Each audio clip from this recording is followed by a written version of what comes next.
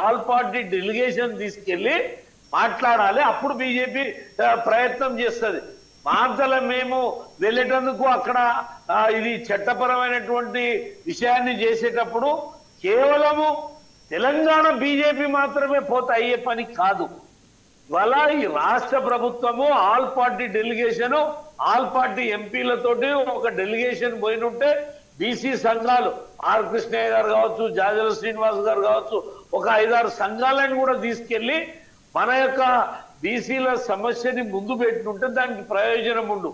మీరు ఇక్కడ bill pass కాగానే ఇక చెంగున ఎగిరి ఢిల్లీలో మీ కాంగ్రెస్ పార్టీ ఇక సోనియా గాంధీ మీటింగ్ పెడితే ఆమె నాకు నోబుల్ బహుమతి ఇచ్చింది, ఈ బహుమతి ఇచ్చింది, ఇట్లిచ్చిందని మీరు చెప్పుకున్నారు కదా. మేము దాన్ని తప్పు పడతలేం. ఈ డబ్బా మీరు కొట్టుకోవడంలో తప్పు లేదు. కానీ ఎందుకు ఎంపీల డెలిగేషన్ వెళ్ళలే? ఎందుకు ఆల్ పార్టీ డెలిగేషన్ వెళ్ళలే? నేను బీసీ బిడ్డనే. నేను మీకు ఒక్కటే కోరుతున్నా, ఈడబ్ల్యూఎస్ రిజర్వేషన్ వచ్చినప్పుడు బీసీలందరూ స్వాగతించలేదా? ఒక్కసారి చెప్పండి. మేము ఏం చేయాలి? మీరు కూడా మేము ఏం చేయాలి?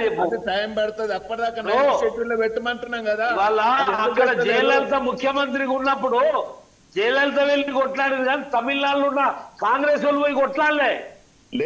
తమిళనాడులో ఉన్న కాంగ్రెస్ వాళ్ళు పోయి కొట్లాడాలి. ఎక్కడైతే ప్రభుత్వం ఉంటుందో, ఎక్కడైతే ముఖ్యమంత్రి ఉంటాడో వాళ్ళందరినీ తీసుకువెళ్ళి ప్రయత్నం చేయాలి. ఇప్పుడు తెలంగాణ కాదు సార్, కాదు. ఇప్పుడు 9th షెడ్యూల్లో పెట్టమని అదేంటి రామరెడ్డి గారు అంటున్నారు కదా. వాట్ ఈస్ 9th షెడ్యూల్లో పెట్టడానికి ప్రొసీజర్ ఏంటి సార్? అసలు బీసీ 42% రిజర్వేషన్ బిల్లు అసెంబ్లీలో చర్చకు వచ్చిందా? చర్చ జరిగిందా?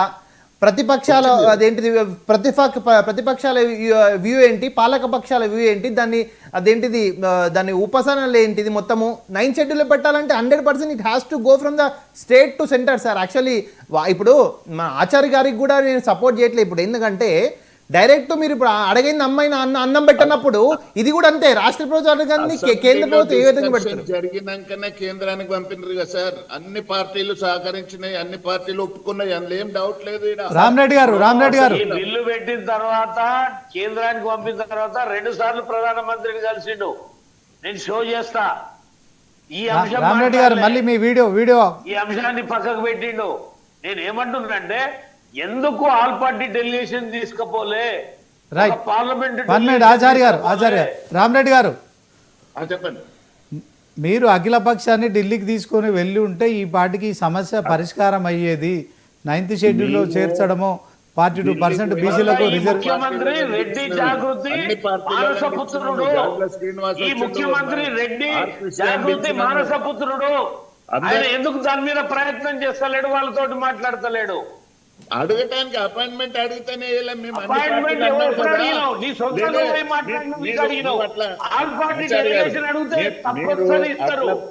మీరు ఒక్క మాట జనండి. మేము అన్ని పార్టీలలో పిలిచినాం. ఆ రోజు ఢిల్లీకి పోయినప్పుడు